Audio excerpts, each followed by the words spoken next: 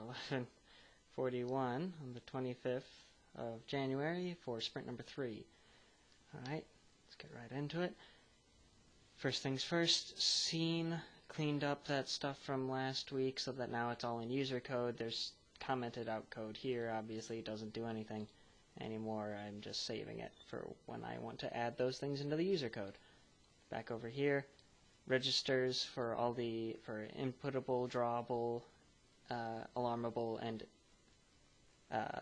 updatable. All 4 of them. The registers and deregisters were made. Don't worry that these take a drawable, that they take their pointers. That's addressed. On to, let's take a look at the drawable itself. Okay, so drawable now has a reference iterator in it for ease of access. As you can see, it will call for it. Well, actually, it calls for it in the scene. So, right down here, you can see that. Where is it? Yes. So it retrieves the local reference from the pointer. So that's where it's getting called to that. Drawables. This is the features that we were talking about, that you talked about in class. Scene registration, issue the registration commands. Commands also have been added. Obviously, I will show that off in a moment. And then a get and set for the local reference, which is what I named the reference iterators. Anyways, onto the updatable, same treatment.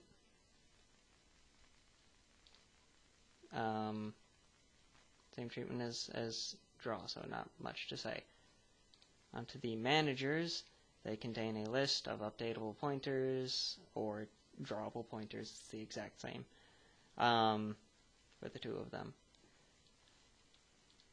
Register and deregister, and they just keep track of things, and they have the process element.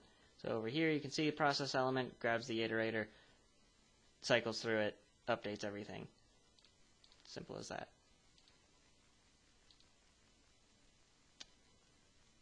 Also, you can see here that it'll add it onto the end. It doesn't really matter, it just needed a location to get it. But it does set the local reference of the thing it just gave it, so that's lovely. Anyways, same for draw manager here.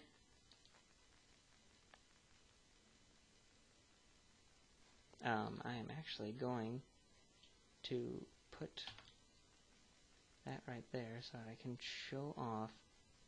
So I'll add it in scene too.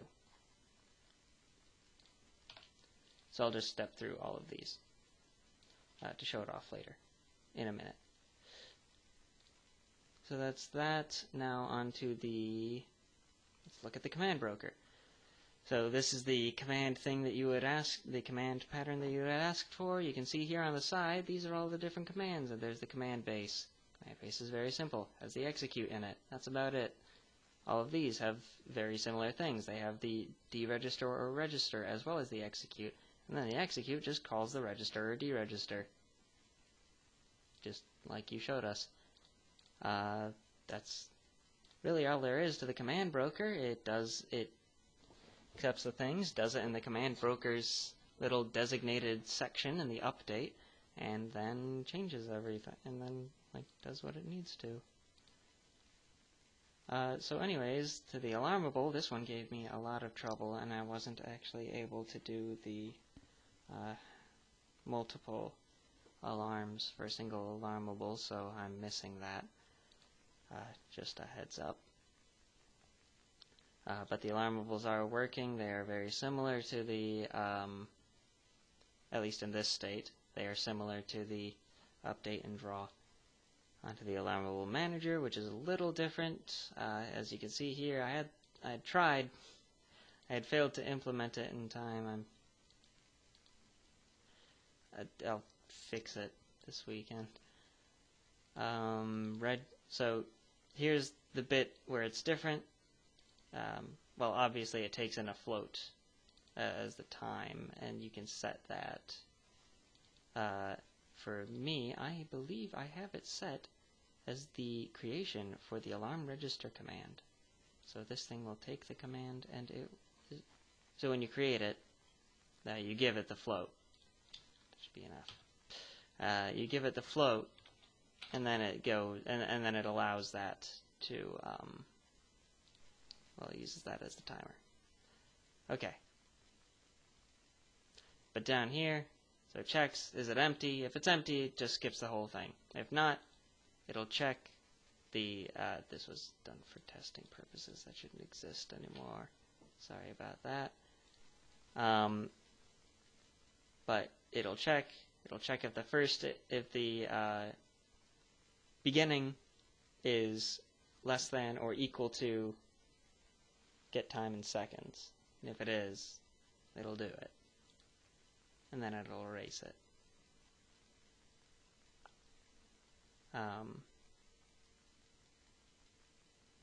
It's not perfect, and actually just now I just realized that that doesn't account for there being multiple things with the same time. As unlikely as that might be, well, actually, no, it wouldn't be that unlikely. Anyways, I'll have to fix that. I'm sorry. I didn't notice that until just now when I was recording. Anyways, let me just cycle through it. Let me just boot this whole thing up so that you can see that it's actually working.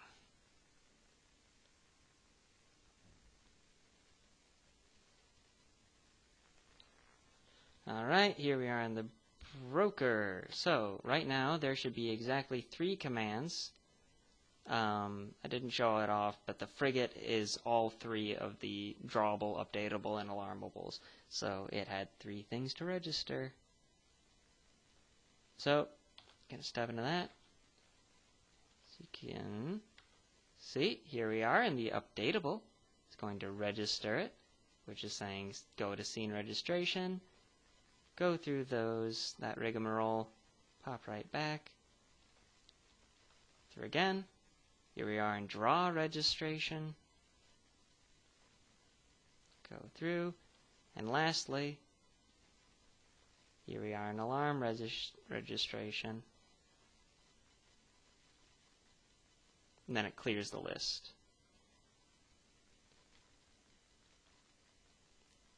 Okay, so here it's checking.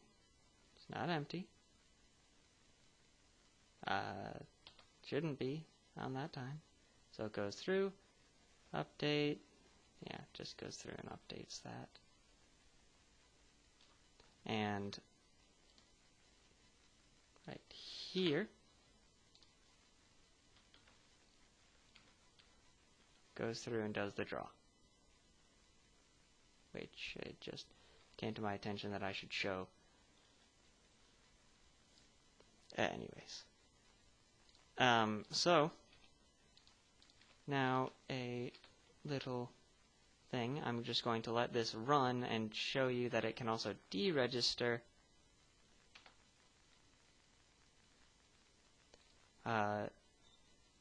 It will call the deregister because I specifically have the time. What the timer does is it deregisters the updatable and drawable.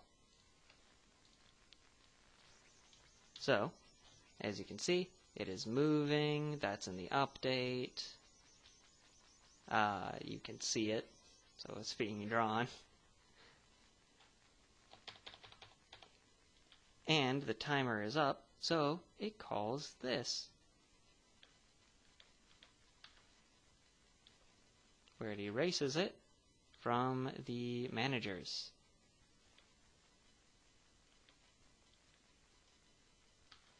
Oh yeah, it added it to the commands, to the, when it does it through the proper channel, so it sends it to the broker.